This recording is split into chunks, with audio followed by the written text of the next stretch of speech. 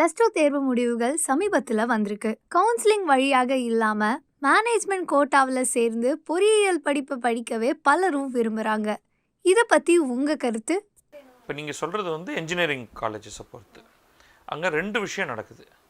ஒரு பக்கம் வந்து அந்த பொறியியல் கல்லூரி பயங்கரமான ஒரு மார்க்கெட்டிங், ஒரு ப்ரெஷர் டாக்டிக்ஸோடு சேர்த்த ஒரு மார்க்கெட்டிங் ஒன்று பண்ணுறாங்க.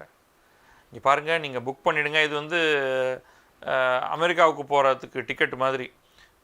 இப்போ பண்ணிங்கன்னா 5000 ரூபா, நாளைக்கு வந்தீங்கன்னா 20,000, அப்புறம் எங்களை கொடுத்து சொல்ல முடியாது, மொத்தம் 4 சீட்டு தான் பாக்கி இருக்குது. அது வந்து பியூர் மார்க்கெட்டிங். ஓகே, ஓரளவுக்கு விஷயம் தெரிஞ்சவங்க கவுன்சிலிங்லாம் எப்படி நடந்துகிட்டு இருக்கு அப்படின்னு பார்க்குறவங்களுக்கு தெரியும். ஏகப்பட்ட கல்லூரிகளில் முழுமையாக இடங்கள் நிரம்புறதே கிடையாது. அதனால் ஒருத்தர் பயப்படாமல் இருந்தால் அவர்களுக்கு வேண்டியது கிடைக்கும். ஆனால் அந்த பயம் என்ன ஆயிடுதுன்னா, அந்த பயத்தை ஒரு பக்கம் கல்லூரிகள் ஏற்றுறாங்க. ஏன்னா மேனேஜ்மெண்ட் சீட்டோடைய ப்ரைஸ் ஜாஸ்தி, ரொம்ப சிம்பிள். இன்னொரு பக்கம் பேரண்ட்ஸ் ஸ்டூடெண்ட்ஸ் தரப்புலேருந்து ஒரு திகில், பயம், ஒரு கிளாரிட்டி கிடையாது. ஓகே, அதனால் என்ன பண்ணிடுறாங்க, சரி நம்ம முதல்ல ஒரு சீட்டை வந்து ரிசர்வ் பண்ணிவிடுவோம். இந்த கல்லூரியில் போய் இத்தனை ரூபா கொடுத்தா நமக்கு வந்து இந்த பர்டிகுலர் ஃபீல்டு, அது கம்ப்யூட்டர் சயின்ஸ். பொதுவாக அது அடிதடி எங்கே நடக்கும்னா computer science, electronics and communication, இது ரெண்டில் தான். கம்ப்யூட்டர் சயின்ஸாக கம்ப்யூட்டர் சயின்ஸ் சார்ந்த சில துறைகள்னு வச்சுப்போம். ஸோ இது போட்டு வாங்கி வச்சுருவோம். அதுக்கப்புறமா நமக்கு வந்து கவுன்சிலிங்கில் என்ன கிடைக்கிறதுன்னு பார்ப்போம். வேறு ஏதாவது காலேஜுக்கு என்ட்ரன்ஸ் எழுதியிருக்கோம், அதில் என்ன கிடைக்குதுன்னு பார்ப்போம். அப்போ அதை வச்சுக்கிட்டு நம்ம ஏதோ ஒன்று முடிவு பண்ணி கடைசியில் சேர்ப்போம். தென் இது ஒரு லைஃப்பில் எவ்வளோவா செலவு பண்ணுறோம், இதையும் பண்ணுவோமே அப்படிங்கிற ஒரு மனோபாவம். இது செய்யணுமா வேண்டாமாங்கிறது வந்து நம்ம எப்படி சொல்கிறது, 2 பேருக்கும் சில காரணங்கள் இருக்குது. பெற்றோர் பிள்ளைகளுக்கு ஒரு காரணம் இருக்குது, இன்ஜினியரிங் கல்லூரிகளை நடத்துகிறவர்களுக்கு வேறு காரணம் இருக்குது. அதனால் அவங்க அதை செய்கிறாங்க. பட் இது வந்து தேவையா தேவையில்லையான்னா நான் தேவையில்லைன்னு தான் சொல்லுவேன். பதற வேண்டியதில்லை. நமக்கு என்ன கிடைக்குங்கிறத போன கவுன்சிலிங் ரிசல்ட்டை பார்த்தா தெரியும். இந்த மார்க்ஸுக்கு என்ன கிடைச்சிருக்குன்னு ரஃப்பாக ஒரு ஐடியா கிடைச்சிரும். ஓகே, அப்போ அதை சுழிச்சுக்கிட்டு இதில் என்னென்னலாம் நம்ம சப்சிக்வெண்ட்டாக அப்ளை பண்ணலாம், அல்லது இது நமக்கு கவுன்சிலிங் வரும்பொழுது இது கிடைச்சிரும் நமக்கு. அப்போ அதுக்கு என்னென்னா, தமிழ்நாட்டில் எந்த இடமாக இருந்தாலும் போய் படிக்க தயாராக இருக்கணும். பொதுவாக சென்னையில் இருக்கிற மாணவர்கள் அதை பண்ண மாட்டாங்க. நமக்கு வீட்டிலேருந்து காலையில் அந்த 1.5 மணி நேரம் 2 மணி நேரம் பஸ்ஸில் போயிட்டு சாயந்தரம் இன்னொரு 2 மணி நேரம் பஸ் பயணத்தில் வந்துட்டு வீட்டோட அந்த கம்ஃபர்ட் ஜோன், அம்மா அப்பாவோட கம்ஃபர்ட் ஜோனில் இருக்கணும் அப்படின்னு பார்ப்பாங்க. அதுக்கு நல்ல சீட்டு, நல்லது எங்கே கிடைச்சாலும் அங்கே போய் ஹாஸ்டலில் தங்கி கிடைச்சதை சாப்பிட்டுட்டு படிச்சுட்டு முன்னேறணும் அப்படிங்கிற ஒரு எண்ணம் இருந்தால் இதை பற்றி நான் கவலையே பட வேண்டாம். So that's why it is happening. பொறியியல் படிப்புகளை தேர்வு செய்யும் ஆர்வம் சமீப காலமாக குறைஞ்சிட்டு வருது. இதை எப்படி பார்க்குறீங்க? ஆக்சுவலாக தமிழ்நாடு வந்து பல ஆண்டுகளாகவே ஆர்ட்ஸ்லேருந்து விலகி வந்துட்டாங்க. அது 12ஆம் வகுப்பு மாணவர்களுடைய ஸ்பிளிட்டு பார்த்திங்கன்னா ஒரு 60% கிட்டத்தட்ட அவங்க வந்து இந்த so called first group maths, physics, chemistry குரூப்பில் இருப்பாங்க. The 4th subject will be optional, computer சயின்ஸாக இருக்கும் அல்லது பயாலஜியாக இருக்கும், அந்த மாதிரி ஏதாவது ஒன்று இருக்கும். கிட்டத்தட்ட 60% தமிழ்நாட்டு பாடத்திட்டத்தின்படி படிக்கிறவங்க. இந்த காமர்ஸ் அக்கௌண்டன்சி வந்து ஒரு 30-35% இருக்கும். ஆட் பண்ணிங்கன்னா 95. மீதி 5% தான் சோகால்டு ஆர்ட்ஸ் குரூப் அப்படிங்கிறது 11th 12thலேயே மக்கள் படிக்கிறது தமிழ்நாட்டில். கேரளாவிலேருந்து ஆரம்பித்து வேறு எந்த இந்திய மாநிலத்துக்கு போனாலும் சுச்சுவேஷன் வேறு. அங்கே வந்து இந்த இப்போ இந்த 3rd அல்டர்னேட்டிவ் சொல்கிறோமே, இந்த ஆர்ட்ஸ்னு சொல்கிறோமே, அதில் ஏகப்பட்ட சப்ஜெக்ட் இருக்குது. அதில் வரலாறு, ஃபைன் ஆர்ட்ஸ் அப்படிங்கிறதுலேருந்து ஆரம்பித்து எக்கனாமிக்ஸ், சைக்காலஜி, சோஷியாலஜி அப்படின்னு ஏகப்பட்ட பாடங்கள் இருக்குது. அதில் நீங்கள் என்ன சாய்ஸ் வேணாலும் எடுத்துக்க முடியும். ஆனால் பார்த்திங்கன்னா இன்றைக்கு அரசு பள்ளிக்கூடங்களாக இருந்தாலும் சரி, அரசு உதவி பெறும் பள்ளிக்கூடங்களாக இருந்தாலும் சரி, தனியார் பள்ளிக்கூடமாக இருந்தாலும் சரி, இதெல்லாம் கிடையவே கிடையாது. அப்போ என்ன நடக்குதுன்னா, எல்லாரையும் ஃபஸ்ட்டு குரூப்பில் பிடிச்சி தள்ளுறோம். அது என்ன ஃபோர்ஸ் இதை உருவாக்கியிருக்குங்கிறத நம்ம தனியாக அனலைஸ் பண்ணணும். மேபி இப்போ பண்ண முடியாதுன்னு நினைக்கிறேன் நான். அப்போ பிடிக்குதோ பிடிக்கலையோ, நம்மளுடைய பிள்ளைகளுக்கு அதற்கான கெப்பாசிட்டி இருக்கோ இல்லையோ, எல்லாத்தையும் வந்து இந்த மேத்ஸ் ஃபிசிக்ஸ் கெமிஸ்ட்ரியில் கொண்டு வந்து தள்ளிடுறோம். அதற்கு வசதியாக என்ன ஆயிடுதுன்னா, நீங்கள் சைக்காலஜி சோஷியாலஜி படிக்கணும்னா கூட மேத்ஸ் ஃபிசிக்ஸ் கெமிஸ்ட்ரி குரூப்லேருந்து வந்தால் போதும், நீ முதல்ல இன்ஜினியரிங்கை பாரு, மெடிக்கல் பாரு, அது ஒரு 2000-3000 பேர் தான். அது விட்டுட்டாங்கன்னா இன்ஜினியரிங் பாரு, அதுவும் நல்ல காலேஜில் நல்ல சீட்டு கிடைக்கலையா, அக்கௌண்டன்சி காமர்ஸ் பக்கம் போக முடியாது. ஏன்னா மேத்ஸ் ஃபிசிக்ஸ் கெமிஸ்ட்ரி இருந்தால் அவங்க எடுத்துக்க மாட்டாங்க.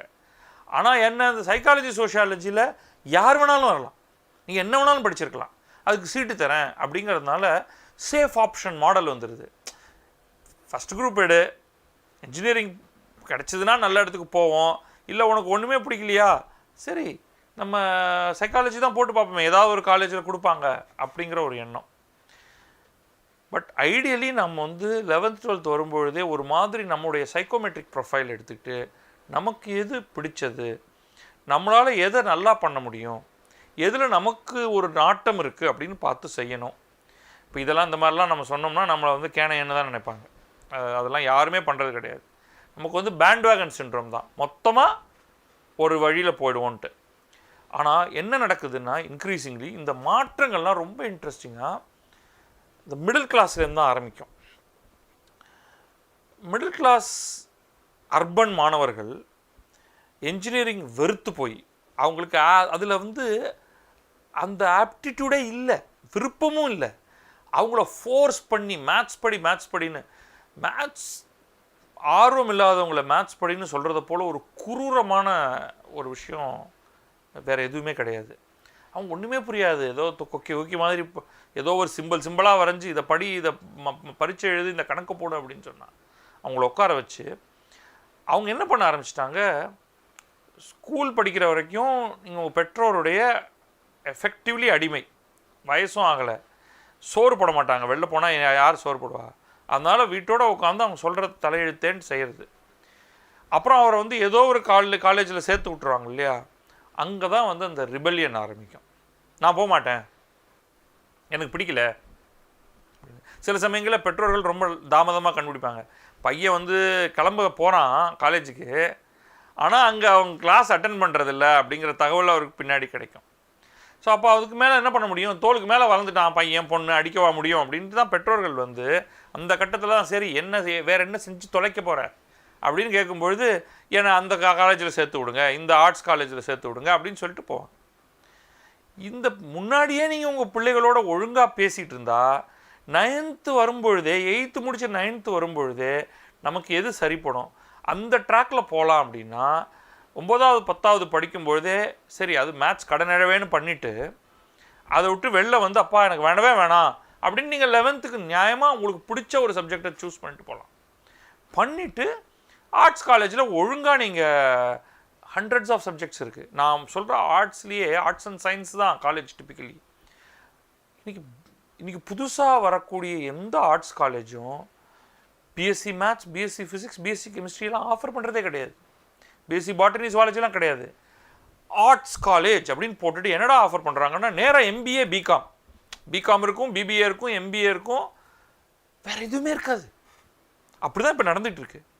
ஸோ நம்ம ஒன்றுமே வந்து எப்போவுமே இந்தியாவிலேயே தமிழகம் மட்டும் இந்த மாதிரி ஒரு தனக்கென ஒரு தனி பாதையை வகுத்துக்கிட்டு டிஸ்டார்டட் பாதை, ஹெல்த்தியான பாதை இல்லை அது.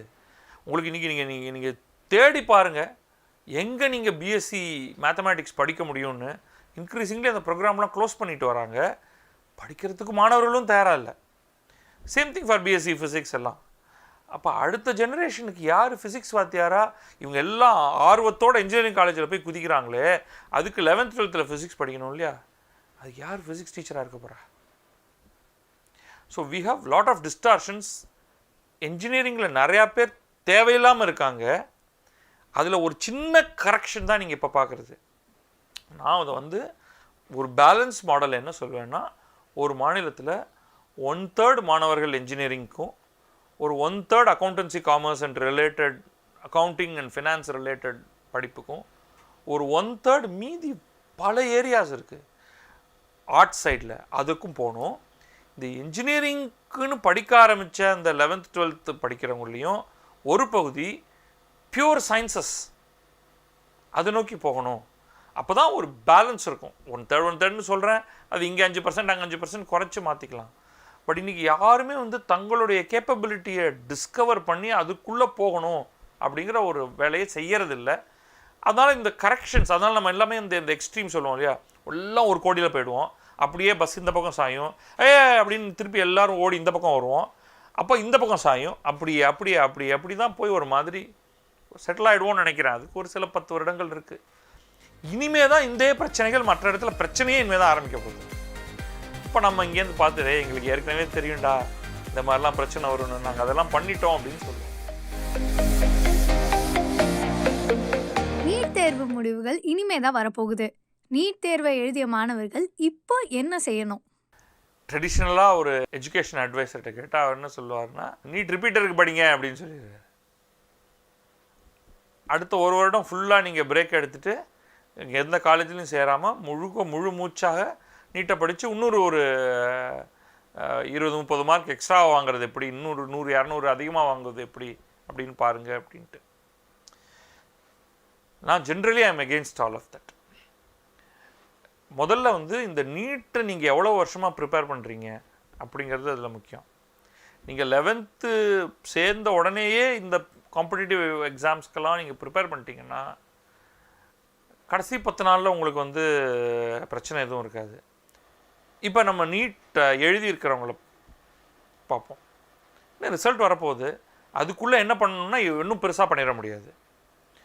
உங்களுடைய மார்க்கை அடிப்படையாக வைத்துக்கொண்டு வேறு ஏதாவது சப்ஜெக்ட், அதுக்குன்னு இன்ஜினியரிங்கில் போய் நிற்காதீங்க, சம்மந்தமே இருக்காது.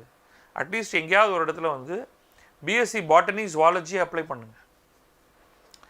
Bio mechanics, bio medical, biotechnology இந்த மாதிரியான சப்ஜெக்ட்ஸ் இருக்கும், somewhat related to bio, right?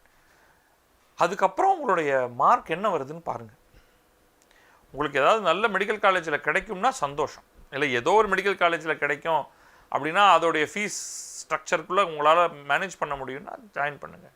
இல்லையா, நீங்கள் இந்த பயாலாஜிக்கல் துறையில் வந்து பயோ இன்ஃபர்மேட்டிக்ஸ் ஏகப்பட்டது இருக்குது, படித்து 3 வருடங்கள் ஒரு டிகிரி வாங்கி அதுக்கப்புறமா அதில் மாஸ்டர்ஸ் அண்ட் பிஹெச்டி பண்ணலாம். நான் விளையாட்டாக சொல்லுவேன், நீங்கள் ஒரு டாக்டர் ஆகணுங்கிறீங்க, நீங்கள் டாக்டர் ஆகி என்ன பண்ண போகிறீங்க, ஒரு மருந்து சீட்டை சர்ன்னு கிழிச்சு சக்ன்னு கோழிக்கு இருக்கல கிறுக்கி நீங்கள் ஒரு மருந்து ஒருத்தர் கொடுக்க போகிறீங்க. அந்த மருந்தை யார் உருவாக்குறாங்க? ஃபார்மசூட்டிக்கல் இண்டஸ்ட்ரியில் யார் வேலை செய்கிறாங்க? அங்கேயும் சில டாக்டர்ஸ் இருப்பாங்க, அதாவது medically qualified MBBS and others. But most of them are from a chemistry, biochemistry போன்ற துறைகள். உங்களுடைய நோக்கம் என்ன? மருந்துகளை கண்டுபிடிப்பதன் மூலம், சர்ஜிக்கல் ப்ரொசீஜர்ஸை உருவாக்குவதன் மூலம் நீங்கள் பல உயிர்களை காப்பாற்றணும் அப்படின்னா அதுக்கு எம்பிபிஎஸ் ஸ்டெதஸ்கோப் மட்டுமே தேவை அப்படின்னு கிடையாது. இந்த ஸ்டெதஸ்கோப்பை பண்ணுறதே வந்து ஒரு மெக்கானிக்கல் இன்ஜினியரிங் துறை சார்ந்த ஒரு இண்டஸ்ட்ரி தான். நாளைக்கு இன்னும் ஏகப்பட்ட ரோபாட்டிக் சர்ஜரிஸ் அப்படின்னு சொல்கிறோம் இல்லையா, அந்த கருவிகள் எல்லாம் யார் பண்ணுறாங்க? ஸோ நீங்கள் மெடிக்கல் துறையில் இருக்கணும்னா ஒரே ஒரு வழி தான் நீட் தான் அப்படின்னு நினைக்காதீங்க. சம்பளம் அப்படின்னா கொஞ்சம் ஒரு சில டாக்டர்கிட்ட நீங்கள் போய் உட்காந்து பேசுங்க, ரொம்ப சுவாரஸ்யமான தகவல்லாம் கிடைக்குது. இன்றைக்கி என்ன சொல்கிறாங்கன்னா, வெறும் எம்பிபிஎஸ்ஸை வச்சுக்கிட்டு ஒன்றுமே பண்ண முடியாது,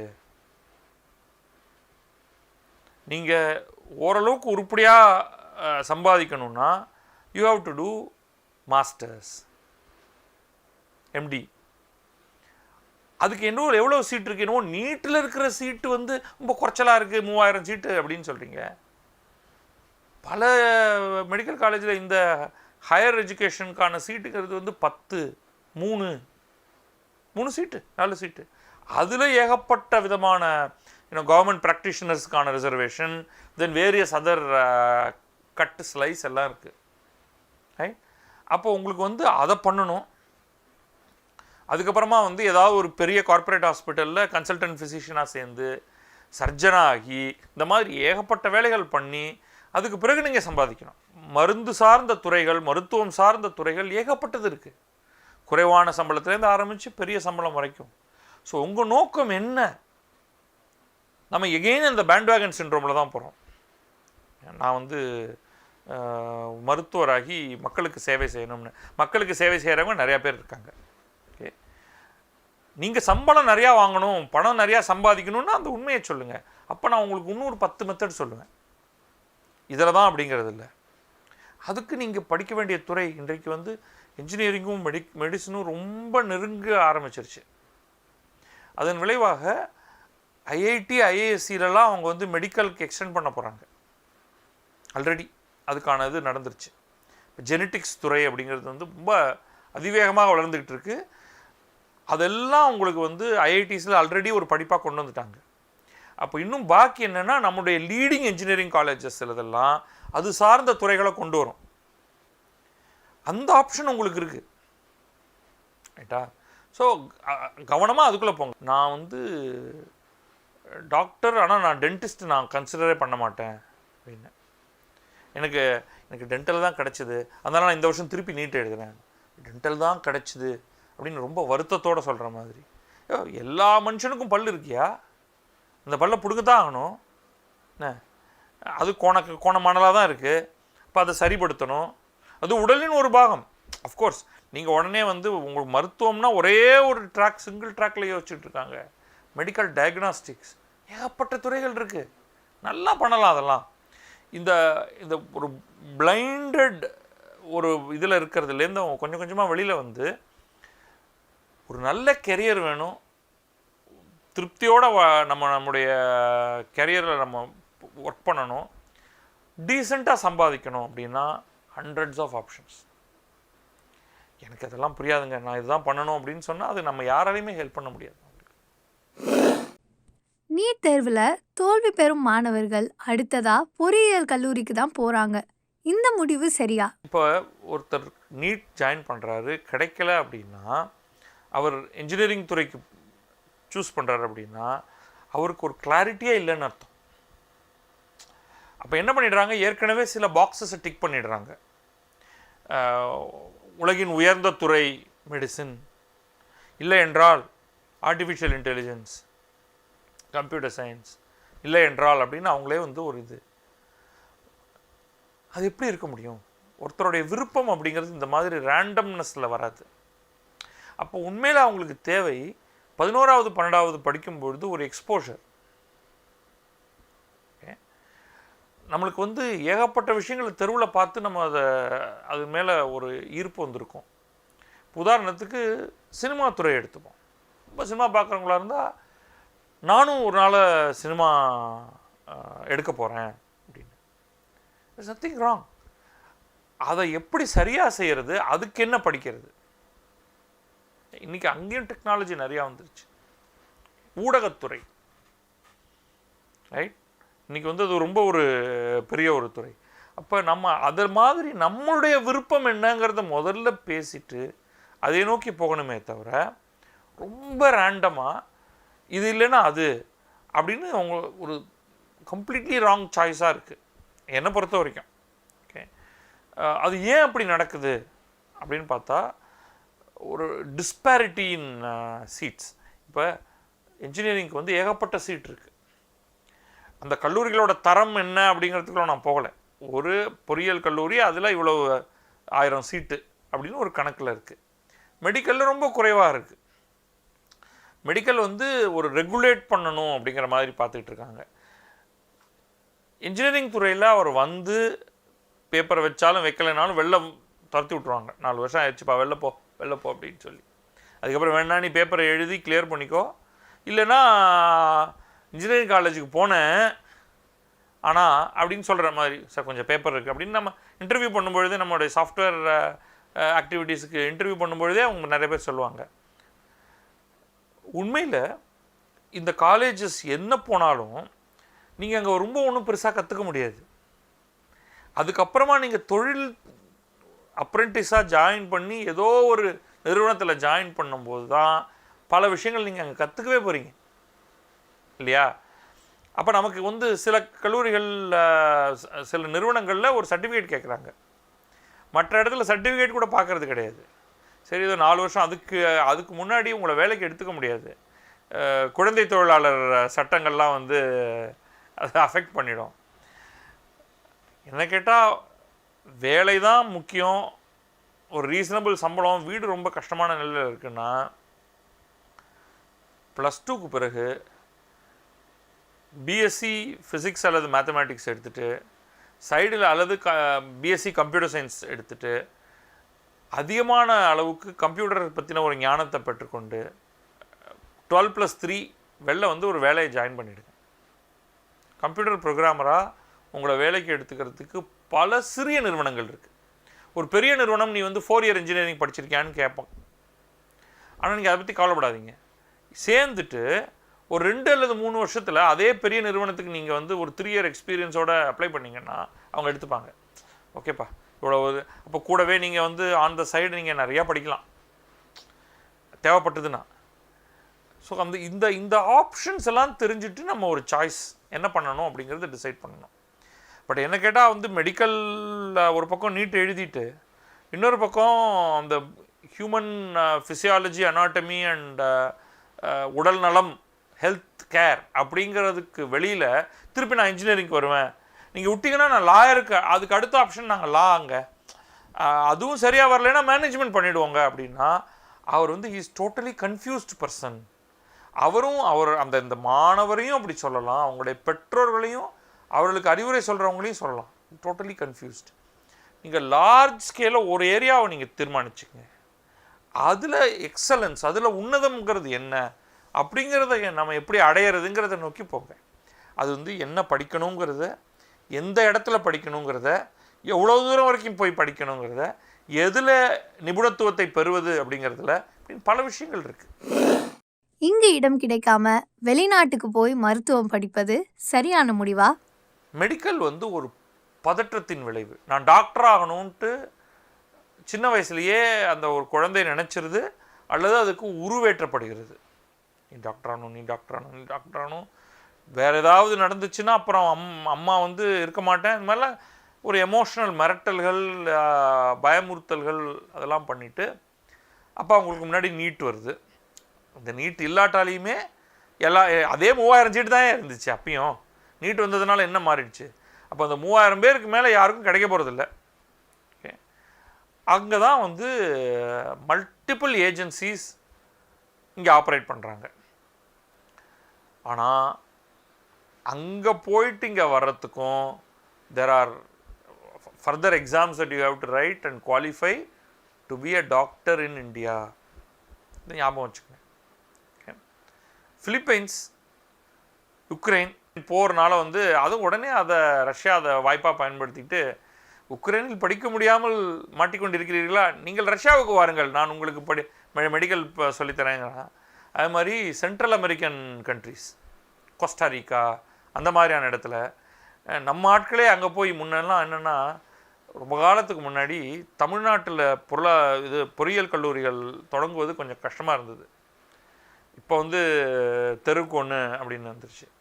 அப்போ தமிழ்நாட்டை சேர்ந்த சில தொழில் முனைவோர் கர்நாடகா போய் பொறியியல் கல்லூரிகளை ஆரம்பித்தாங்க.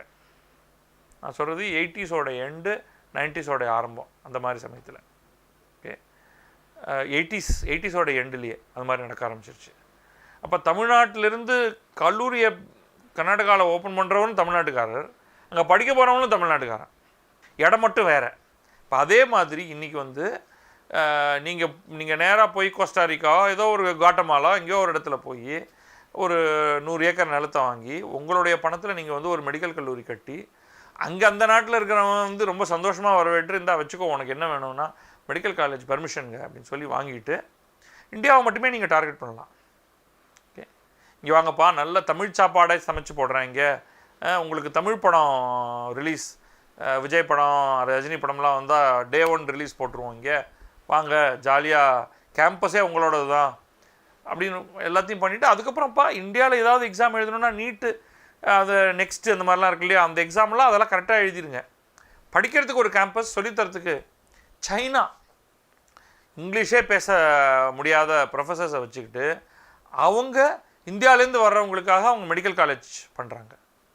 அது வெளியில் பிஸ்னஸ் ஆகாது. நீங்கள் இங்கே நசுக்கினீங்கன்னா, இங்கே கண்ட்ரோலை இங்கே வந்து இவ்வளோதான் ஓப்பன் பண்ண விடுவீங்கன்னா இந்தியன் ஆண்டர்பிரினர்ஸே பிற இடங்களில் போய் ஆரம்பிச்சிருவான். இது நடக்கத்தான் போகுது இது. ஏன்னா அதுக்கு மேலே அவ்வளோ கிரேஸ் இருக்குது. அப்போ அவனால் ப்ரைஸை கண்ட்ரோல் பண்ண முடியும். ஒரு சென்ட்ரல் அமெரிக்கன் கண்ட்ரினா, ஃபிலிப்பைன்ஸ்லாம் வந்து கிட்டத்தட்ட இந்தியன் ரூபாய் இணையான ஒரு மதிப்பு கொண்டது தான் அது.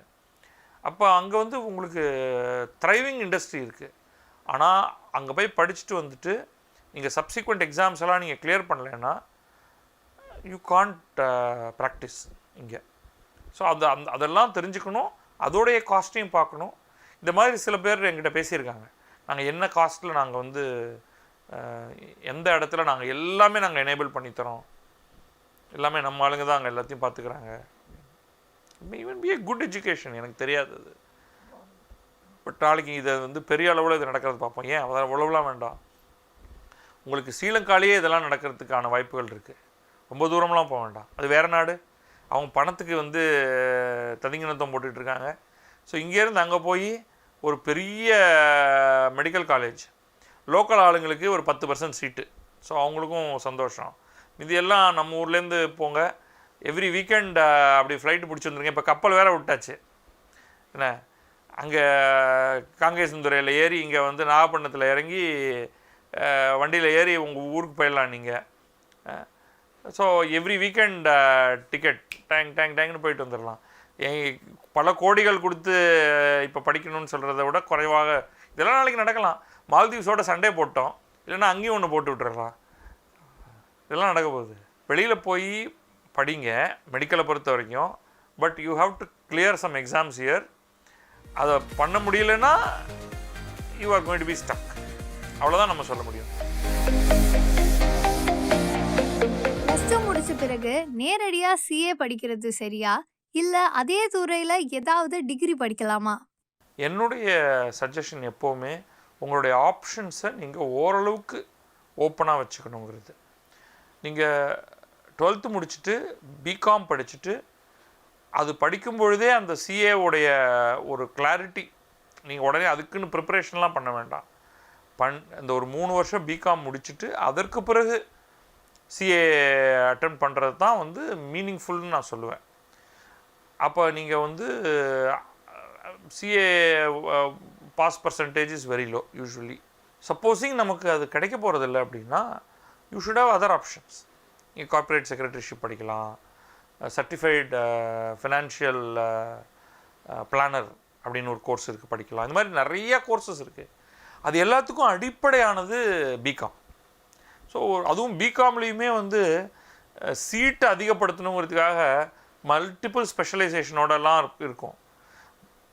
நம்ம சீட்டு கிடைக்கலன்னா என்ன பண்ணுறது, சரி ஏதோ ஒரு இழவு கொடு படிப்போம், படிச்சுட்டு பிகாமோட வெளில வருவோம், வந்ததுக்கு பிறகு மற்றதை பார்த்துக்கலாம் அப்படின்னு தான் சொல்ல முடியும். கடினமான சிஏ படிப்பை எல்லாராலையும் படிக்க முடியுமா? இப்போ சிஏ வந்து ஃப்ராங்க்லி யார் வேணாலும் ட்ரை பண்ணலாம். ஆனால் டஃப் அப்படிங்கிறது என்னென்னா பை டெஃபினிஷன் அவங்க வந்து இது ஒரு கிட்டத்தட்ட அது ஒரு மெடிக்கல் மாதிரி ஒரு ப்ரொஃபஷனல் கோர்ஸ் தான் இல்லையா. மெடிக்கலுங்கிறது வந்து நீங்கள் ஒரு குறிப்பிட்ட தர நிர்ணயம் உங்கள்கிட்ட இருக்கணும். ஏன்னா உங்களை நம்பி ஒரு உயிரை ஒப்படைக்கிறோன்ட்டு. சார்ட்டர்ட் அக்கௌண்டிங் அப்படிங்கிறதும் அதே மாதிரி தான். ஒரு நிறுவனத்துடைய ஸ்டாச்சுட்டரி ஆடிட்டர், அதுதான் ப்ரைமரி ஒர்க்கு. அது தவிர ஒரு சிஏங்கிறவர் நிறையா பண்ணுவார், டேக்ஸ் ஃபைலிங்லேருந்து ஆரம்பித்து. ஆனால் அவங்க சார்ட்டர்ட் அக்கௌண்டண்ட்டாக இருந்து கையெழுத்து போடணும்னா ஒரு நிறுவனத்துடைய ஒரு ப்ரைவேட் லிமிடெட் கம்பெனி, ஒரு பப்ளிக் லிமிடெட் கம்பெனியோடைய ஆனுவல் அக்கௌண்ட்ஸை ஆடிட் பண்ணி அதை சப்மிட் பண்ணுறது, அதுக்கு நீங்கள் உங்களுடைய கையெழுத்து போட வேண்டியதாக இருக்கும். அப்போ நீங்கள் வந்து கம்பெனி லாலேருந்து ஆரம்பித்து பல்வேறு விஷயங்கள் உங்களுக்கு தெரிஞ்சிருக்கணும். அப்போ ஒரு வாஸ்ட் அமௌண்ட் ஆஃப் நாலேஜ் உங்களுக்கு தேவைப்படுது.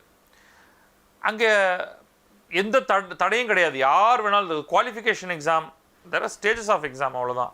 அதனால் யார் வேணாலும் அது உள்ளுக்குள்ளே போய் அந்த எக்ஸாம் எழுதலாம். ஆனால் பாஸ் பண்ணுறதுங்கிறது அத்தனை பேரும் பாஸ் பண்ண முடியுமான்னா ரொம்ப குறைவான சதவிகிதம் மட்டும்தான் பாஸ் பண்ணுறது. அதில் உங்களுக்கு அது வருமா வராதா? இப்போ ஐஏஎஸும் அதே மாதிரி நம்ம சொல்லலாம். ஓகே, ட்ரை பண்ணுங்கள். அது ஒர்க் ஆகலைன்னா அட்லீஸ்ட் அக்கௌண்டிங் ஏரியாவில் ஒரு நல்ல வலுவான ஒரு அடித்தளத்தை நீங்கள் பெற்றிருந்தீங்கன்னா there is another career track, right? பெரும் நிறுவனங்களில் சிஎஃப்ஓ, சீஃப் ஃபைனான்ஷியல் ஆஃபீஸர்னு சொல்லுவோம். அவர் கீழே ஒரு மாபெரும் படையே இருக்கும். அதில் நீங்கள் அடிமட்ட தொண்டராக சேர்ந்து படிப்படியாக முன்னேறி ஒரு பெருநிறுவனத்தோட சிஎஃப்ஓவே ஆகலாம். உங்கள் கூட படித்து சிஏ பாஸ் பண்ண ஒருத்தர் வந்து சார்ட்டர்ட் அக்கௌண்டன்ட் ஆகி அவர் நீங்கள் பிஸ்னஸ் கொடுக்குறீங்களா எனக்கு அப்படின்னு கேட்கக்கூடிய ஒரு நிலை வரும். ஸோ இன்றைக்கி வந்து ஆப்ஷன்ஸ் பல டிரெக்ஷனில் இருக்குது. அட்டெம்ப்ட் இட் பண்ணி பார்த்து அது வரலைன்னா வேறு ஆப்ஷன்ஸ் எடுத்துகிட்டு போகிறோம், அவ்வளோதான். வங்கி வேலைக்கு கட்டாயமா பிகாம் அல்லது அந்த துறை சார்ந்த படிப்புகள் தான் உதவுமா? இப்போ பேங்கிங் வேலைகள் எடுத்துக்கிட்டால் இன்றைக்கி வந்து ஃபினான்ஷியல் சர்வீசஸ் இண்டஸ்ட்ரிங்கிறது ரொம்ப பெருசாக மாறி போயிடுச்சு. முன்னே நமக்கு ஃபினான்ஷியல் சர்வீசஸ்னால் அது வெறும் வங்கிகள் மட்டும்தான். அந்த வங்கிகளில் டெல்லர், கிளர்க், இது மாதிரி 1008 வேலைகள் இருக்குது. அதுக்கெல்லாம் வந்து பிகாம் படித்தவங்க தான் போகணும் அப்படின்லாம் ஒன்றும் கிடையாது. பேங்கிங் எக்ஸாம் இருக்குது. ப்ரைவேட் பேங்க்ஸ்லலாம் அந்த எக்ஸாமுமே தேவையில்லை. நீங்கள் என்ன படிச்சிருந்தாலும் அவங்க வேலைக்கு எடுத்துப்பாங்க. ஆரம்பத்தில் அவங்க எதிர்பார்க்கறது ஓரளவுக்கு ப்ளசண்ட்டாக கஸ்டமர்கிட்ட பேசக்கூடிய, மொழியில் தமிழும் தெரியும், ஆங்கிலமும் தெரியும், ஹிந்தியும் தெரியும், ஆங்கிலமும் தெரியும், இந்த மாதிரி ஏதோ ஒரு 2 மொழி பரிச்சயம் இருக்கக்கூடிய மாதிரியாக வேகமாக கற்றுக்கக்கூடியவங்களாக இருக்கிறவங்க மட்டும் போதும். அவ்வளோதான் தேவை. நீங்கள் வந்து உங்களுக்கு இன்றைக்கி கம்ப்யூட்டரைஸ்டு ஆப்ரேஷனாக இருக்கிறதுனால உங்களுக்கு ரொம்ப டீப்பான நாலேஜெல்லாம் தெரியணுங்கிறது இல்லை. அந்த கம்ப்யூட்டர் சாஃப்ட்வேரை ஆப்ரேட் பண்ண கற்றுக்கிட்டிங்கன்னா போதும். ஒரு நியூ அக்கௌண்ட் ஓப்பன் பண்ணுறதுலேருந்து ஆரம்பித்து அந்த அக்கௌண்ட் எப்படி மெயின்டைன் பண்ணுறது, என்ன ஏது, அந்த கஸ்டமருக்கு மேற்கொண்டு ப்ராடக்ட் எப்படி ஆன் சேல் பண்ணுறது, இவ்வளோதான் விஷயம். ஓகே, ரொம்ப குறுக்கி சிம்பிளிஃபைடாக சொல்கிறேன். ஆனால் இன்றைக்கி வந்து நிதித்துறைங்கிறது அதை தாண்டி போயிடுச்சு. இன்சூரன்ஸ் ரொம்ப பெருசாகிடுச்சு. ஓகே, முன்ன இன்சூரன்ஸுங்கிறது வந்து ஒரு கவர்மெண்ட் கம்பெனிஸ்லேருந்து மட்டும்தான் இருக்கும். ஏதோ ஒரு மாதிரி உங்களுக்கு ஒரு ப்ராடக்டை வந்து உங்களுடைய தொண்டையில் வந்து திணிச்சிருவாங்க. இன்றைக்கி நிறையா ப்ரைவேட் கம்பெனிஸ், ஏகப்பட்ட ஆப்ஷன்ஸ், ஜென்ரல் இன்சூரன்ஸ்லேயும் சரி, லைஃப் இன்சூரன்ஸ்லேயும் சரி ஆப்ஷன்ஸ் இருக்குது. அதுக்கப்புறமா investment related products, mutual fund investment, ஏஎம்சிஸ்னு சொல்லுவோம், அசெட் மேனேஜ்மெண்ட் கம்பெனிஸ், ஹியூஜாக இருக்கக்கூடியது. இது ரொம்ப ஒரு பெரிய ஒரு துறையாக இருக்குது. இப்போ ஒரு ஃபினான்ஷியல் இண்டஸ்ட்ரிங்கிறது, அப்புறம் நான் பேங்கிங் ஃபினான்ஸ் கார்பரேஷன்ஸ், வங்கிகளாக பதிவு பண்ணாமல் ஒரு ஃபினான்ஷியல் இன்ஸ்டிடியூஷனாக பதிவு பண்ண ப்ரைவேட் நிறுவனங்கள் எக்கச்சக்கமாக இருக்குது. இவங்க இன்றைக்கி வந்து ஒரு மிகப்பெரிய எண்ணிக்கையில் வேலைக்கு ஆட்கள் எடுக்கிறாங்க. நீங்கள் தனியாக கணக்கு பண்ணி பார்த்தீங்கன்னா ஒரு காலத்தில் வங்கிகளில் வேலை பார்த்துட்டு இருந்தவங்களை போல் கிட்டத்தட்ட 5 மடங்கு பேர் இன்றைக்கு வங்கி நிதித்துறையில் இன்றைக்கு வேலையில் இருக்காங்க. இது எதுக்குமே உங்களுக்கு ஸ்பெஷலைஸ்டு பிகாம் அப்படிங்கிறது தேவையில்லை. இன்னொன்று பிகாமில் இதை பற்றியெல்லாம் ஒன்றும் சொல்லித்தரதும் கிடையாது. ரைட், நீங்கள் என்ன வேணாலும் படிச்சுட்டு இந்த தொழிலில் எந்த இடத்துல வேணாலும் போகலாம். முதல்ல growth அப்படிங்கிறதே ஒரு துறையில் நுழைந்து அங்கே நீங்கள் படிப்படியாக பெறக்கூடிய அனுபவத்தை பொறுத்து தான் இருக்கும். நான் நிறையா படிச்சுட்டு வந்திருக்கேங்க அப்படிங்கிறதுனால உங்களை நேரடியாக தூக்கி ஹெட் ஆஃப் த கம்பெனியாக போட முடியுமா? முடியாது. துறையே தெரியாது.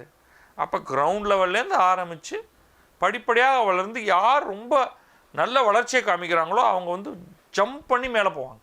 அதுதான் நடக்கும். பேங்கிங்காக தனியாக படிக்க வேண்டாம். இன்சூரன்ஸ் ஏஜெண்ட்டாக இருக்கணும்னா அதற்கான ஒரு சில பரீட்சைகள் நீங்கள் எழுத வேண்டியிருக்கும்.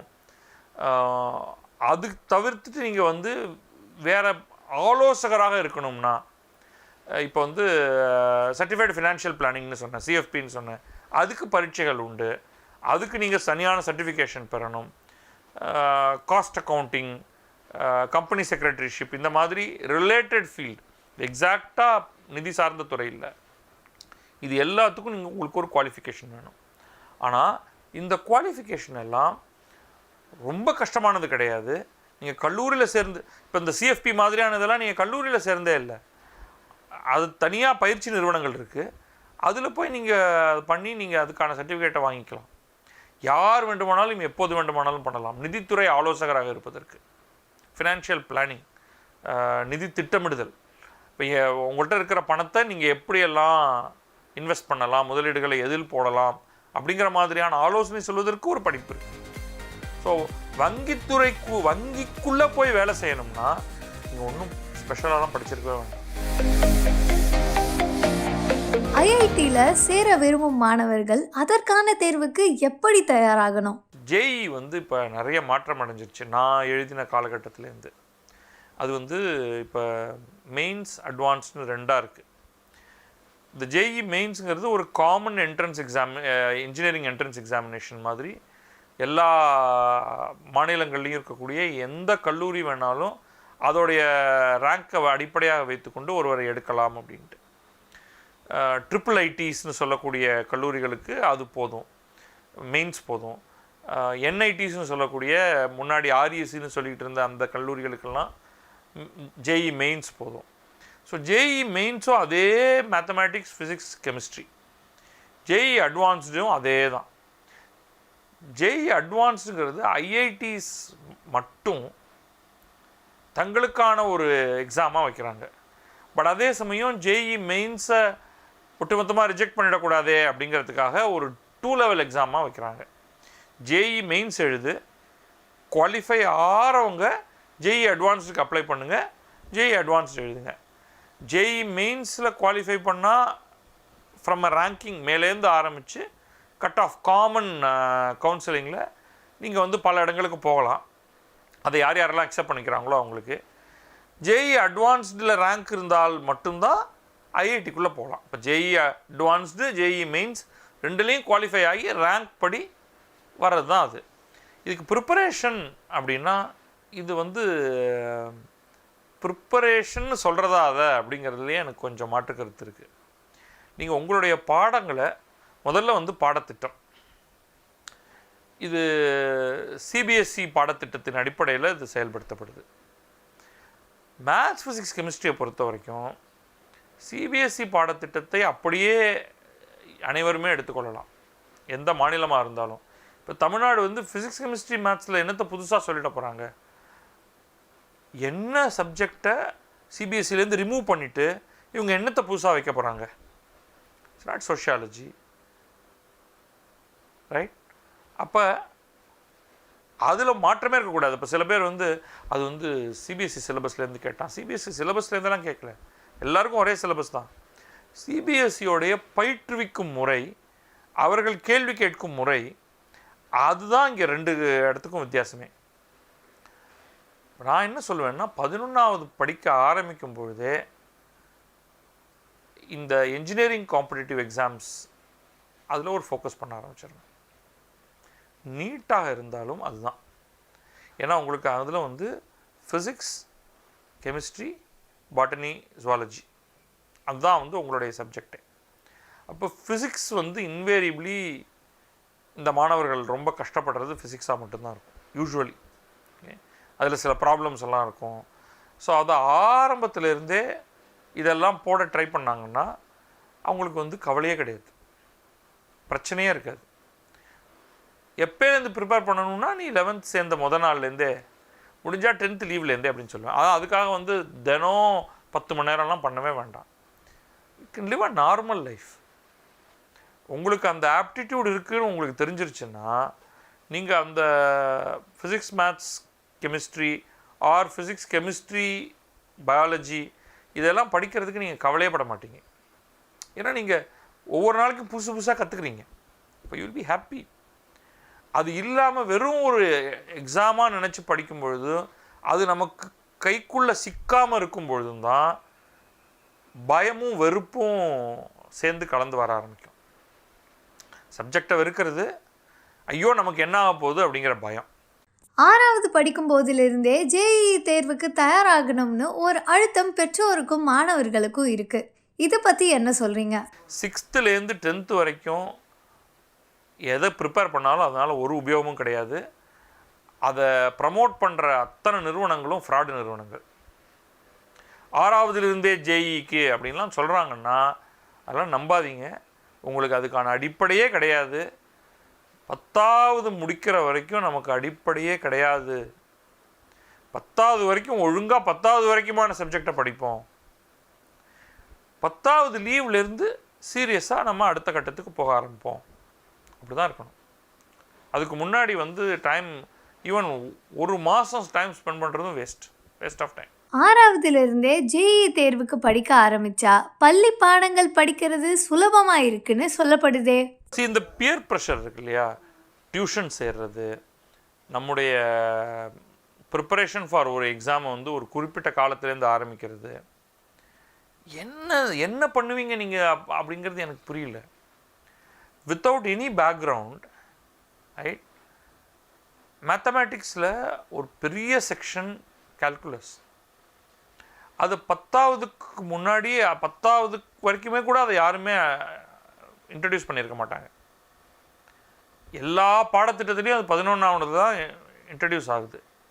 ஏன்னா அதை புரிஞ்சுக்கிற ஒரு மெச்சூரிட்டியும் மனநிலையும் அதுக்கு முன்னாடி இருக்கக்கூடிய மாணவர்களுக்கு பெரும்பாலும் இருக்காது. எல்லா பள்ளிக்கூடத்துலேயும் எல்லா மாநிலத்துலேயும் ஜீனியஸ் பசங்க ஒரு 4 பேர் இருப்பாங்க. அவங்க வந்து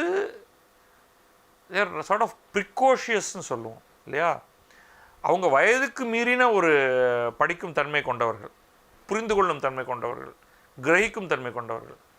அவங்க எந்த வயசில் என்ன வேணாலும் பண்ணிட்டு போகிறாங்க. சைல்டு ப்ராடிஜி அப்படின்னு சொல்கிறோம், அவங்கள விட்டுருவோம். சாதாரண மக்களுக்கு சரியான நேரம் 10வதுக்கு பிறகு தான். நம்ம இதை எங்கே வேணாலும் டெஸ்ட் பண்ணலாம், எங்கே வேணாலும் ப்ரூவ் பண்ணலாம். நான் வரேன், என்னை கூட்டிகிட்டு போங்க. அவங்க 6வதுலேருந்து 10வது அவங்க என்ன தான் அவங்க வந்து ஸ்பெஷலாக கற்றுக்குறாங்க அப்படிங்கிறத I am ready to test. ஒன்றும் இருக்காது. ஏதோ ஒரு வகையில் உங்கள்கிட்டேருந்து பணத்தை வாங்குவதற்கான ஒரு முயற்சி, நீங்கள் பணத்தை கொடுக்க போகிறீங்க, அவ்வளோதான். ஜேஇ தேர்வுகளை வெல்ல முடியாமல் போனாலும் ஐஐடியில் படிக்க வாய்ப்பு இருக்கா? இருக்குது. ஆனால் முதல் கேள்வி ஏன் அப்படின்னு கேட்பேன். இந்த ஐஐடிக்குள்ளே போய் என்ன பண்ண போகிறீங்க? Right? If it is engineering, ஏகப்பட்ட இன்ஜினியரிங் கல்லூரிகள் இருக்குது. நம்ம ஐஐடி ட்ரை பண்ணுறோம், கிடைச்சதுன்னா நல்லது, கிடைக்கலன்னா போ. அது மீறி அந்த ஒரு பேர் நம்ம போட்டுக்கணும், சாப்பா குத்திக்கணும் அப்படின்னா இன்றைக்கி வந்து ஐஐடி மெட்ராஸ் நிறையா கோர்சஸ் இன்ட்ரடியூஸ் பண்ண ஆரம்பிச்சிட்டாங்க. ஜேஇ எழுதாமல் ஃபஸ்ட்டு இன்ட்ரடியூஸ் பண்ணது டேட்டா சயின்சஸ் துறையில். அதை வந்து கம்ப்ளீட்லி ஒரு ஆன்லைன் கோர்ஸ் மாதிரி.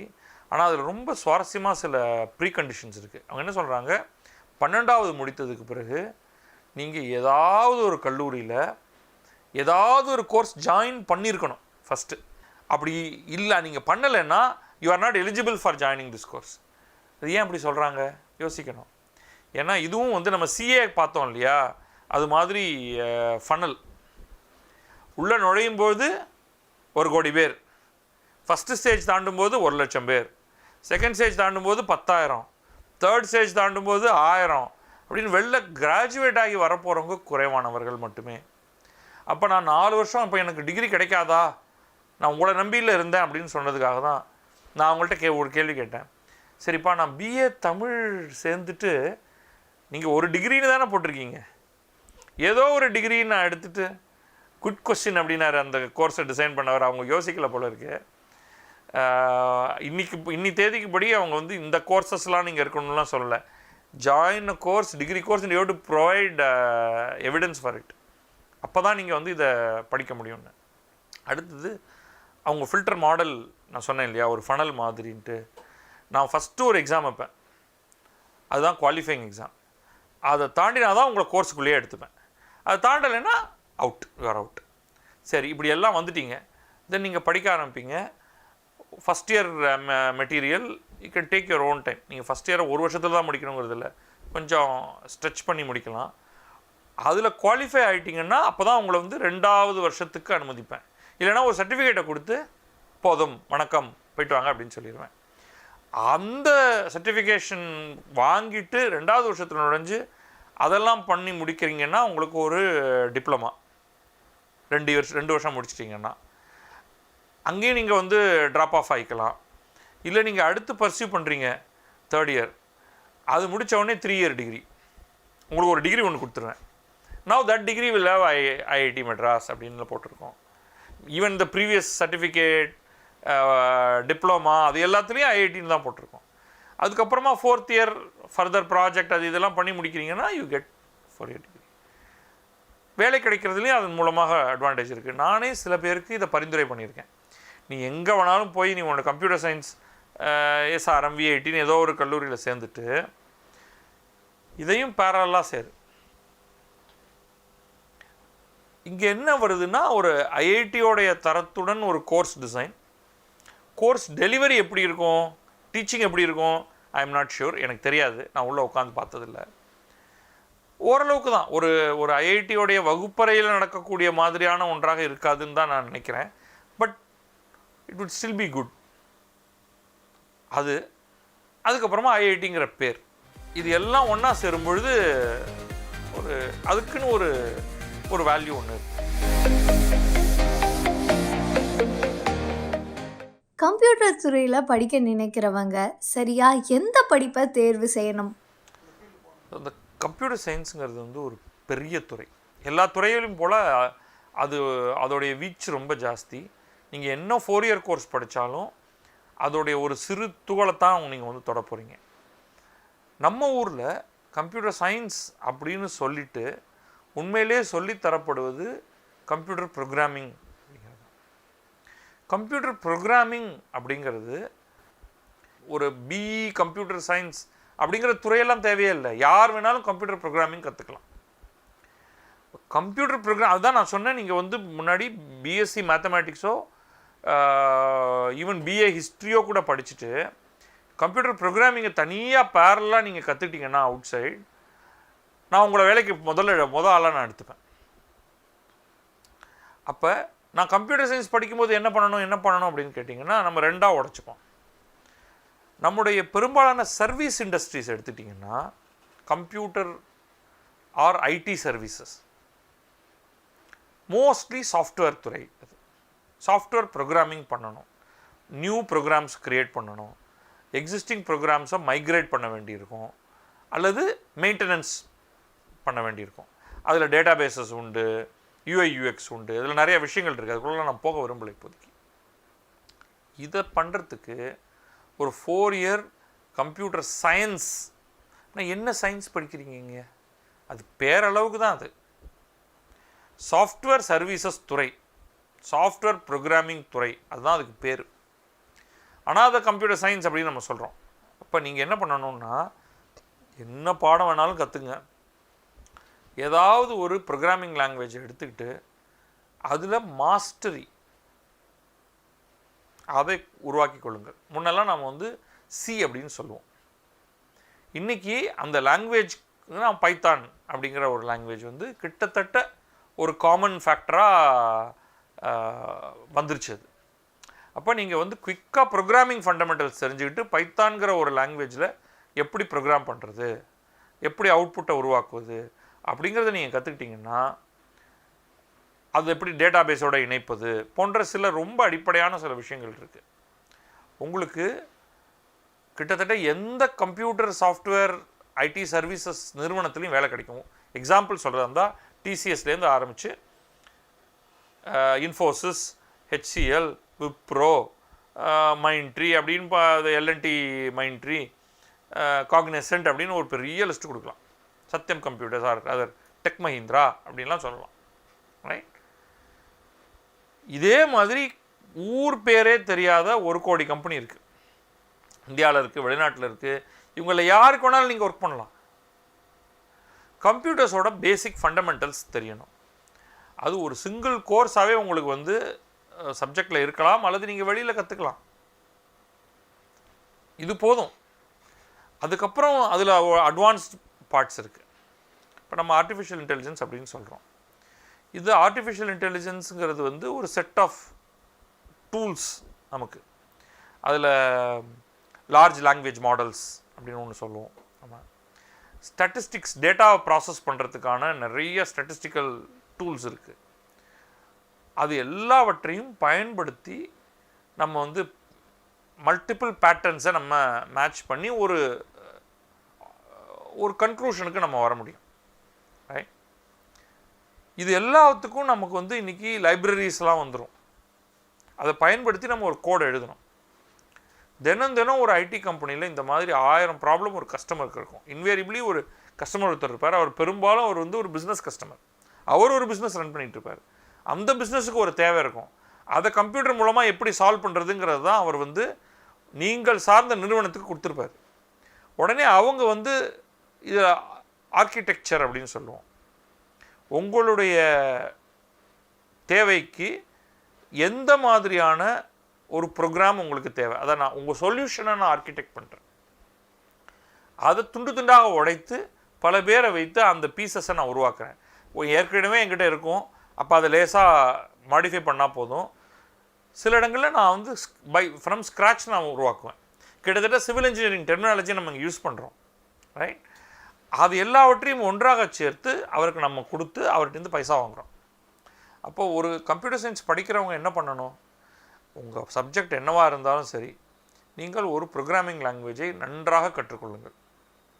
அதில் என்ன கேட்டாலும் என்னால் அதை செய்து தர முடியும் அப்படிங்கிற நிலைக்கு உங்களை கொண்டு போய்க்குங்க. அதுக்கப்புறமா சொல்யூஷன் ஆர்கிடெக்டிங் அப்படிங்கிறத நீங்கள் கொஞ்சம் கொஞ்சமாக கற்றுக்கொள்ள முயற்சி பண்ணுங்கள். அதுக்கப்புறமா ஏதாவது ஒரு கம்பெனியில் வேலைக்கு சேர்ந்தால் அவங்களே உங்களுக்கு வந்து வேண்டிய அளவுக்கு மேற்கொண்டு கற்றுக் கொடுத்துருவாங்க. வேறு ஒன்றுமே கிடையாது. இதுதான் வந்து அடிப்படை. நம்ம வந்து கம்ப்யூட்டரை உருவாக்குவது அதோடைய ஹார்ட்வேர் சைடில், அதோடைய செமிகண்டக்டர் சைடில் அதெல்லாம் நம்ம ஒன்றுமே பண்ணுறது கிடையாது. நம்முடைய படிப்பில் அது எதுவுமே கிடையாது. கம்ப்யூட்டரோட ஆப்ரேட்டிங் சிஸ்டம், டிவைஸ் டிரைவர்ஸ், இது எல்லாமே ஹைலி ஸ்பெஷலைஸ்டு ஏரியா. இது எதுவுமே நம்ம பண்ணுறது கிடையாது. அது பண்ணணும்னா நீங்கள் அதற்கு ஏற்றவாறு சிலவற்றை செய்ய வேண்டும். அது மேற்கொண்டு தெரிஞ்சுக்கணும், அவ்வளோதான். அது over time you will understand.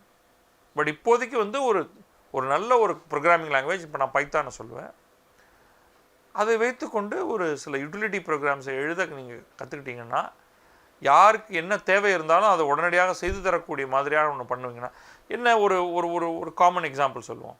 நான் ஒரு சினிமா தியேட்டருங்க, எனக்கு தியேட்டருக்கு டிக்கெட் புக்கிங் அப்ளிகேஷனை பண்ணி கொடு அப்படின்னா, ஓஎஸ் ரெடி அப்படின்னு சொல்லி பேப்பரில் கிடுகிடுன்னு ஒரு படம் வரைந்து ஆரம்பிக்கக்கூடிய மாதிரி நீங்கள் இருக்கணும்.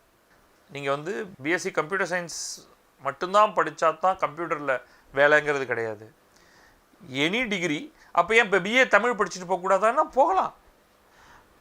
ஒரு சிறு நிறுவனத்தில் வேலைக்கு போகும்பொழுது அவங்க உங்களுக்கு வேலை தெரிஞ்சிருக்கா அப்படிங்கிறது தான் பார்க்க போகிறாங்க. இப்போ நீங்கள் அவங்களுக்குள்ள வந்து நீங்கள் எனக்கு சொல்லுங்கள், நான் வந்து ஹெச்டிஎம்மில் ஒரு பேஜ் பண்ணித்தரேன், அல்லது இந்த ப்ரோக்ராமிங் லாங்குவேஜில் நான் உங்களுக்கு ஒரு வெப் ஆப் பண்ணித்தரேன் அப்படின்னு சொல்லி இங்கே கம்ப்யூட்டர் வாங்கி நீங்கள் செஞ்சு காமிச்சிங்கன்னா உங்களோட படிப்பை பற்றி யாருமே கவலைப்படுறதில்லை. இப்போ ஜோஹோ மாதிரி ஒரு நிறுவனத்தில் என்ன பண்ணுறாங்கன்னா, நீங்கள் 12வது முடித்த உடனேயே அவங்களுடைய ஆப்டிடியூட் டெஸ்ட்டை எடுத்துக்கிட்டு நீங்கள் காலேஜுக்கு போக வேண்டாங்கிறாங்க. அவங்க நீங்கள் எங்களுடைய நிறுவனத்துக்கு வந்தீங்கன்னா நாங்கள் செலக்ட் பண்ணோம்னா உங்களுக்கு 9 மாதம் ட்ரைனிங் தருவோம். அப்போ யூ ஆர் அன் அப்ரெண்டிஸ். அந்த 9 மாதம் ப்ளஸ் ஒரு 3 months ஆஃப் ஏதாவது ஒரு ப்ராஜெக்ட் பண்ணிவிட்டு உங்களுக்கு வந்து ஃபுல் டைம் ஒர்க்கு. நீங்கள் ஒரு டிகிரி படிச்சிருந்தால் என்ன சம்பளம் கிடைக்குமோ அதே சம்பளத்துக்கு இணையாக உங்கள்கிட்ட வந்து வெறும் ஒரு +2 மட்டும்தான் இருக்குது. இதை இன்னும் பல நிறுவனங்கள் நாளைக்கு இதை அட்டென்ட் பண்ண ஆரம்பிச்சிடும். நீ பாஸ் பண்ணியிருக்கியா, பாஸ் பண்ணலையா, நீ என்ன படிச்சிருக்க, நான் எதை பற்றியுமே கவலைப்பட போகிறதில்ல. ஆனால் எனக்கு ஒரு பர்டிகுலர் கம்ப்யூட்டர் ப்ரோக்ராமிங் துறையை நான் சொல்கிறேன். கம்ப்யூட்டர் ப்ரோக்ராமிங் துறையில் உங்களுடைய செயல்பாடு மட்டும்தான் முக்கியம். உங்களுக்கு தெரிஞ்சிருக்கு. நீங்கள் அங்கே போயிட்டு, சார் நான் வந்து 4 year பிஇ கம்ப்யூட்டர் சயின்ஸ் பண்ணியிருக்கேன், ஆனால் எனக்கு ஒன்றுமே தெரியாது அப்படின்னு சொன்னால் உங்களுக்கு எந்த விதத்தில் முன்னுரிமை தர முடியும்? இன்னொருத்தர் சொல்கிறாரு, நான் வந்து ஃபெயிலுங்க, நான் வந்து 12th ஃபெயில், ஆனால் நீங்கள் எனக்கு நீங்கள் என்ன வேணும்னு சொல்லுங்கள், நான் செய்கிறேன்னா அப்படின்னா நான் அவரை ட்ரை பண்ணி பார்த்துட்டு அவருக்கு தான் வேலையை கொடுப்பேன். வேலை தெரிஞ்சவங்களுக்கு தான் வேலை. எல்லா நிறுவனமும் அப்படி பண்ணுதானா? இல்லை. அவங்க நீ பாஸ் பண்ணிட்டியா, 60% வாங்கியிருக்கியா, 80% வாங்கியிருக்கியான்னா கேள்வி கேட்பாங்க. ஸோ நீங்கள் வந்து ஒரு கம்ப்யூட்டர் துறையில் இன்றைக்கி வேலை பார்க்குறதுக்கு உங்களுடைய படிப்பு முக்கியமே இல்லை. கம்ப்யூட்டர் பற்றி ஒரு தெரிந்திருக்க வேண்டியது அது மட்டும்தான் அவசியம். தெரிந்திருக்கிறது தான் கம்ப்யூட்டரில் என்ன பாகங்கள் இருக்குங்கிறது இல்லை. You should have programming knowledge. இன்ஜினியரிங்கில் ஏஐ ரோபோட்டிக்ஸ்னு தேர்வு செய்கிறது இப்போ ஃபேஷனாக இருக்குது. இதை பற்றி என்ன சொல்கிறீங்க? இல்லைம்மா, இது வந்து நிறையா உள்ளே வர ஆரம்பிச்சிருக்கு. இப்போ நம்ம பிகாம் பற்றி சொன்னேன், நிறையா ஸ்பெஷலைசேஷன். அதில் வந்து பெரும்பாலும் அது நம்ம பல்கலைக்கழகம் என்ன சொல்லணும்னா 60 சீட்டு தான் ஃபஸ்ட்டு கொடுப்பாங்க, அப்புறம் வேணால் அதை 120 ஆக்குவாங்க, அதுக்கப்புறம் 180 ஆக்கினா உண்டு, அதுக்கப்புறம் அவ்வளோதான் அப்படின்ட்டுருவாங்க. ஆனால் வெளியில் வந்து ஒரு 1000 பேர் என்ன பிகாமில் சேர்த்துக்கோ அப்படின்னு சொல்லுவாங்க. இப்போ ரொம்ப simple. BCom regular, BCom corporate secretaryship, அது இன்னொரு ஒரு 150 எடுத்துக்கலாம். அப்புறம் பிகாம் வேறு ஏதாவது ஒன்று அப்படின்னு போட்டு. இப்போ அதே மாதிரி தான் யூஸ்வலி கம்ப்யூட்டர் சயின்ஸ் அப்படின்னு ஒரு சப்ஜெக்ட் வந்தது. அந்த கம்ப்யூட்டர் சயின்ஸில் ஆர்டிஃபிஷியல் இன்டெலிஜென்ஸுங்கிறது ஒரு பேப்பராக கூட இல்லாமல் இருந்த காலம் இருக்குது. இப்போ அது வந்து ஒரு துறை வந்ததுனால அதில் ஒரு 2-3 பேப்பர் வைக்கலாம். That's call electives. அவ்வளோதான் அதுக்கு இடம், அவ்வளோதான் அதுக்கு இடம். ஆனால் அதே ஒரு படிப்பாக தூக்கி கொண்டு போய் வைக்கிறது எதுக்காக அப்படின்னா, ஆட்களை வசீகரித்து அதுக்குள்ளே வந்து உட்கார வைக்கிறதுக்கு.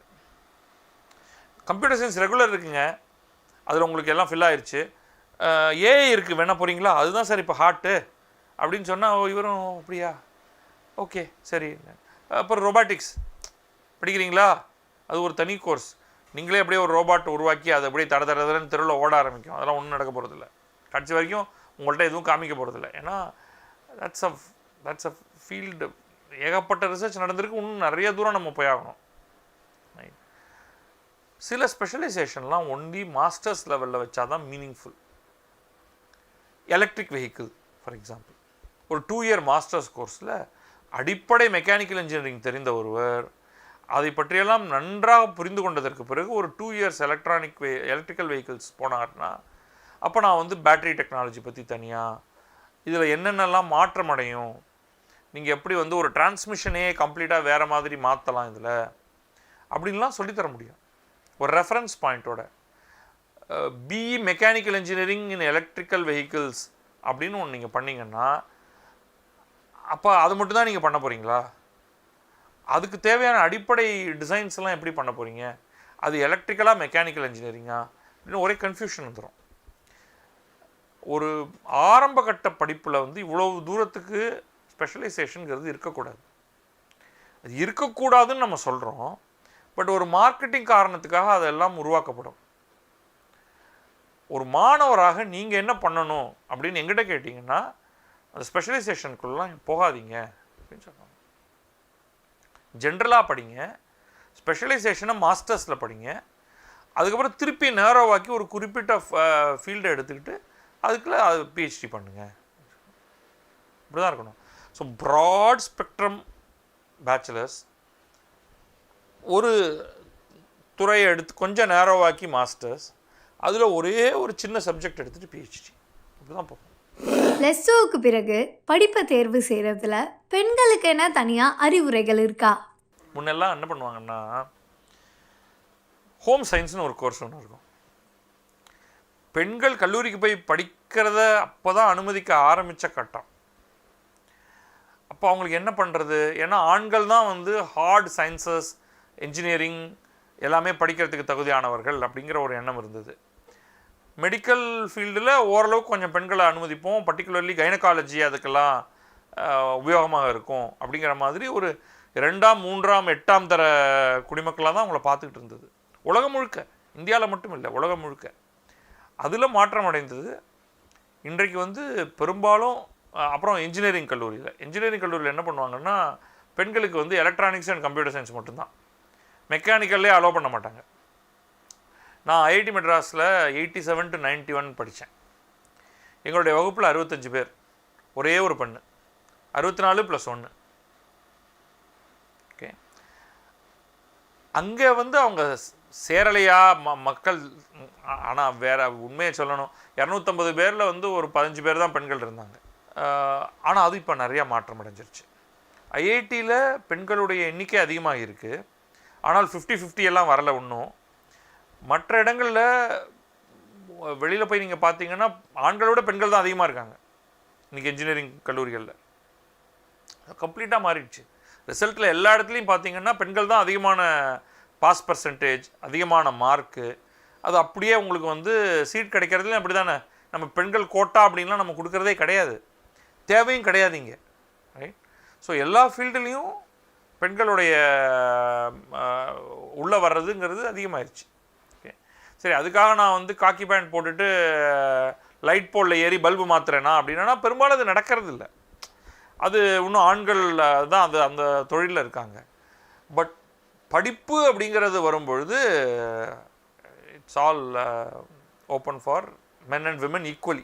தமிழ் ஆங்கில இலக்கியம் படித்தால் நல்ல எதிர்காலம் உள்ளதா? இங்கே வந்து வாய்ப்புகள் இருக்கா அப்படின்னு கேட்குறீங்க.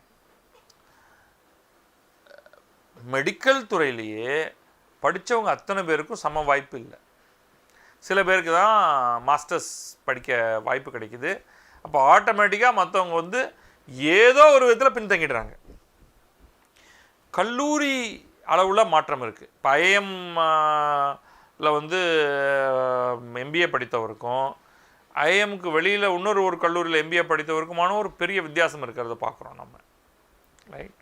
அமெரிக்காவில் போய் ஒரு முதல் தர கல்லூரியில் பிஹெச்டி பண்ணவருக்கும் வேறு அந்த மாதிரி வாய்ப்புகள் ரொம்ப குறைவாக இருக்கக்கூடிய ஒரு மிக சாதாரணமான ஒரு கல்லூரியில் பிஹெச்டி பண்ணவருக்கும் இடையில் வந்து நம்ம வாய்ப்புகளில் வித்தியாசம் பார்க்குறோம். ரைட். ஸ்கோப் அப்படிங்கிறது எனக்கு வேலை கிடைக்குமா,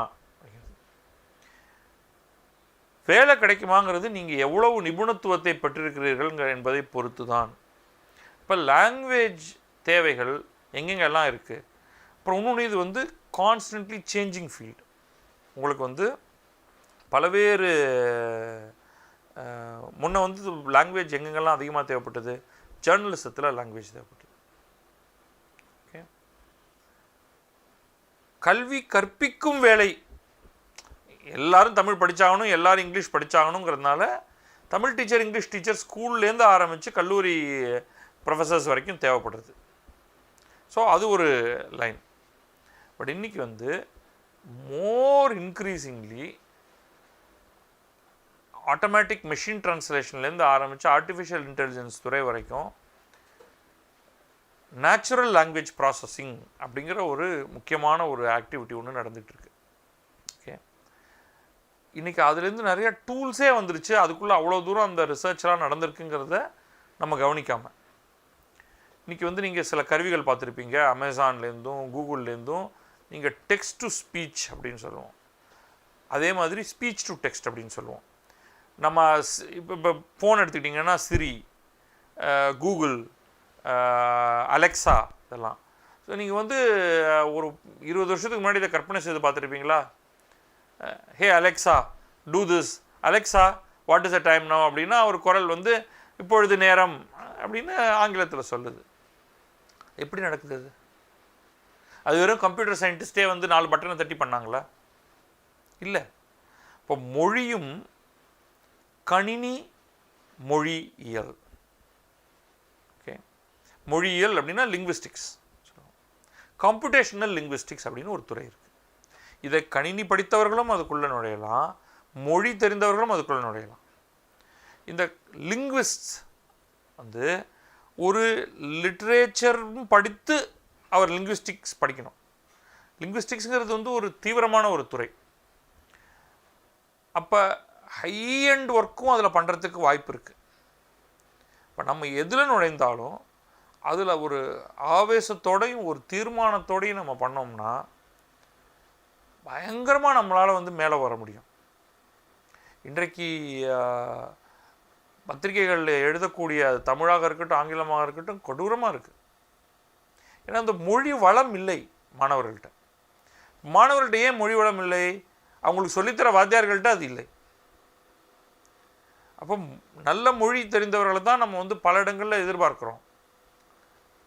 அப்போ அதுக்கெல்லாம் ஸ்கோப் இருக்கா அப்படின்னா நிறைய விஷயம் தெரிஞ்சிருந்ததுன்னா உங்களுக்கு இருக்குது. நீங்கள் அதில் வந்து சமர்த்தர் அப்படின்னா இருக்குது, இல்லைன்னா எங்கேயுமே இல்லை.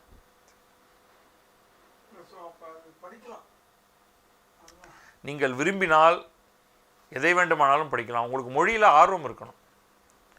மொழியில் ஆர்வம் இருந்தால் கட்டாயமாக அதை எடுத்துக்கொண்டு படிக்கலாம். பள்ளி மாணவர்கள் சிலர் சோஷியல் மீடியாவில் இன்ஃப்ளூயன்சர்ஸாக இருக்காங்க. அவங்க என்ன படிக்கலாம்? அவங்க ஏற்கனவே அவங்க லைனை சூஸ் பண்ணிட்டாங்க, நீங்கள் சொல்கிறதில்ல. ரைட். ஒரு இன்ஃப்ளூயன்சர் அப்படிங்கிறவர் வந்து தானே ஒரு அட்வர்டைசிங் மீடியமாக மாறுறார். அவ்வளோதான். ஸோ அவர் வந்து ஒரு நியூஸ் பேப்பருக்கோ அல்லது ஒரு மேகசினுக்கோ அல்லது ஒரு டிவி சேனலுக்கோ சமமானவர். ஒரு விதத்தில் அவர் என்ன சொன்னாலும் அதை கேட்பதற்கும் பார்ப்பதற்கும் படிப்பதற்கும் சியர் பண்ணுவதற்கும் ஒரு 1 லட்சத்துலேருந்து 10 லட்சம் பேர் இருக்காங்க குறைந்தபட்சம் அப்படின்னு நான் நினைக்கிறேன். அதனால் அவருக்கு போய் நம்ம எதுக்கு அட்வைஸ் கொடுத்துட்டு அவரை ஹீஸ் ஆல்ரெடி மேக்கிங் மணி. இது நீங்கள் ஆண்டர்ப்ரனர் சொன்னீங்க இல்லையா, அது அடுத்தது வேறு. சோஷியல் மீடியாவை பயன்படுத்தி ஒரு தொழிலை செய்வது. இப்போ தொழிலில் ஒரு பெரும் பகுதி வந்து இந்த ட்ரேடிங்னு சொல்லுவோம், வாங்கி விற்றல். ஓகே, ஒரு பொருளை ஒருத்தர்ட்டேருந்து வாங்கி அல்லது செய்து அதை பல பேருக்கு விற்பனை செய்வது, இது காலாகாலமாக நடந்து வருவது. இதில் அவங்களுக்கு நம்ம என்னத்தை அட்வைஸ் கொடுக்கறது? ஒரு ஸ்டாண்டர்ட் ப்ராஃபிட் அண்ட் லாஸ் கணக்குகள் சரியாக வச்சுக்கிறது, கண்டின்ஜென்சி பிளானிங், கேஷ் ஃப்ளோ, இந்த மாதிரி நிறையா விஷயங்களை கொஞ்சம் கவனம் செலுத்தி யார்ட்டையாவது கேட்டு தெரிஞ்சுக்கிட்டு நான் பண்ணுங்க அப்படின்னு சொல்ல முடியும். ஒழுங்காக இன்சூரன்ஸ் பண்ணுறது, ஒரு அன்ஃபோர்சின் சர்க்கம்ஸ்டன்சஸ் வந்ததுன்னா அதை எப்படி எதிர்கொள்கிறது, இது எல்லா பிஸ்னஸுக்கும் சம்மந்தமானது. ஹோம் ஸ்கூலிங்கிறது வந்து எப்போவுமே மாணவர்களோட டிசிஷனாக இருக்காது, அப்பா அம்மாவோட டிசிஷனாக இருக்கும். பள்ளிக்கூட காலகட்டத்தில் வீட்டில் வச்சுக்கிறது, அம்மா அப்பா வந்து பாடம் சொல்லித்தரலைன்னா அது குற்றம், நம்முடைய ஆர்டிஇ படி குற்றம். 8வது வரைக்கும் அவங்களுக்கு பாடம் சொல்லித்தரணும். 9வதுல வேணால் அவங்க வெளில எடுத்து ஏதோ ஒரு ஹோம் ஸ்கூலிங் பண்ணுறாங்கன்னு வச்சுப்போம். நல்ல பேரண்ட்ஸ் இருக்காங்க, அவங்களுக்கே எல்லாம் தெரியும், அவங்களே எல்லாத்தையும் சொல்லி கொடுக்குறாங்கன்னா கிரேட். இப்போ நம்ம எதுக்கு, நம்ம தேவையே இல்லை அவங்களுக்கு. அவங்களுக்கு தெரியுது ஸ்கூலுக்கு போனால் கற்றுக்கிறத விட வீட்டில் இருந்தால் அதிகமாக கற்றுப்பாங்க அப்படின்னு அவங்களுக்கு தெரிஞ்சிருக்கு. பெரும்பாலும் ஸ்போர்ட்ஸ் பர்சன்ஸ், சிங்கர்ஸ், இந்த மாதிரி talent in some other direction, அவங்க ஹோம் ஸ்கூலிங் பண்ணுறது அல்லது அந்த நேஷ்னல் ஓப்பன் ஸ்கூலிங்னு சொல்கிறோம் இல்லையா, அந்த மாதிரி வகையில் அவங்க போய் பாஸ் பண்ணுறதுங்கிறது நல்ல விஷயம். That something that they should follow.